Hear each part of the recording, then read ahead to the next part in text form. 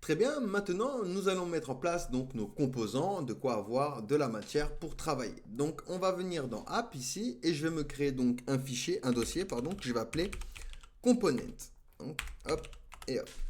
Et ici donc je vais me créer un premier fichier que je vais appeler addForm.tsx.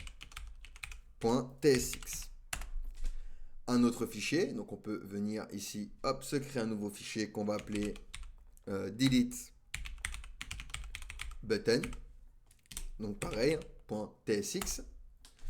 Et hop, on va en créer un autre, ce sera task tab. Donc on va mettre ça sous forme de tableau.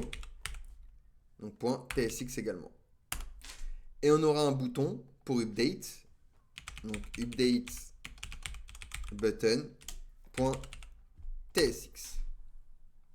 Donc dans chacun de ces fichiers, je vais faire le raccourci RFC. Donc ça, c'est grâce à une extension. Si vous ne l'avez pas également, je vous conseille de la télécharger, cette extension. Alors hop, je vous la cherche.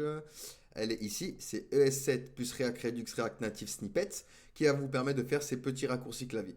Donc ici, à chaque fois, je vais faire un RFC, RFC, et ici également RFC. Et je reviens donc ici dans mon explorateur. Donc je vais venir dans ma page et je vais importer mon élément task tab. Donc task tab. Hop. From. Et on va aller chercher dans app. Component. Add form. Et on va faire. Alors non, c'est pas add form, pardon. Je vous dis des bêtises. Alors oups.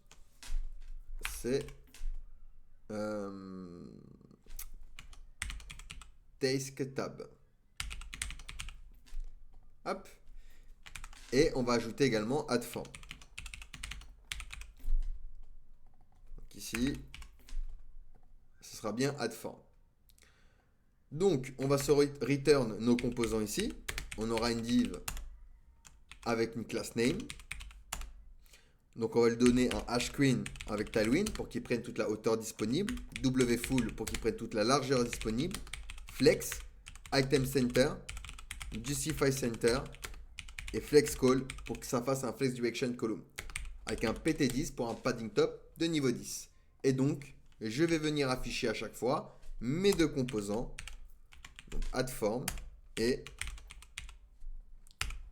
task tab. Hop et hop.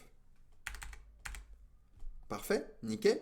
Et donc ici, dans task tab, nous afficherons nos données, donc tout ce qu'on va récupérer depuis notre to-do list. Donc voilà pour la mise en place de nos composants. On va voir donc la première opération qui est read pour lire les données depuis notre BDD et les afficher dans notre tableau. Allez, à tout de suite.